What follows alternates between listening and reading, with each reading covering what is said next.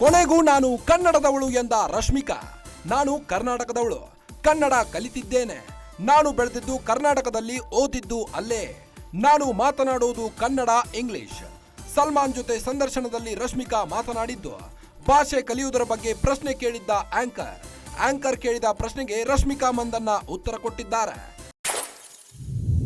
Now, I'm from Karnataka. I grew up in Karnataka, which means my only speaking was Kannada and English.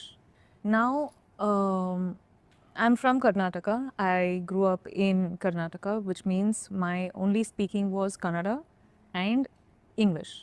Now, I'm from Karnataka.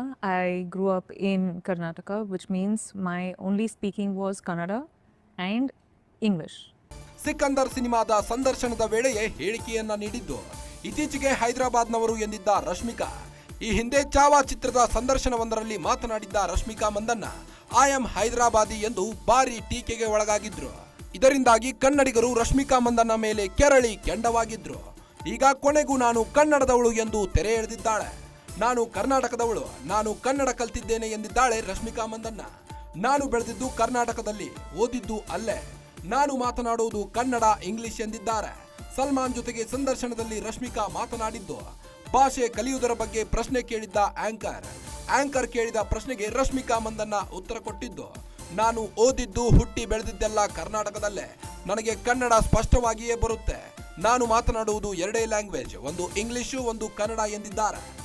Sikandar ಸಿನಿಮಾದ ಸಂದರ್ಶನದ ವೇಳೆ ಹೇಳಿಕೆಯನ್ನ ನೀಡಿದ್ದು ಇತ್ತೀಚೆಗೆ ಹೈದರಾಬಾದ್ನವರು ಎಂದಿದ್ದ ರಶ್ಮಿಕಾ ಮಂದಣ್ಣ ಕಿರಿಕ್ beauty ಹೇಳಿಕೆಗೆ ಕಿಡಿಕಾರಿದ್ರು ಕನ್ನಡಿಗರು.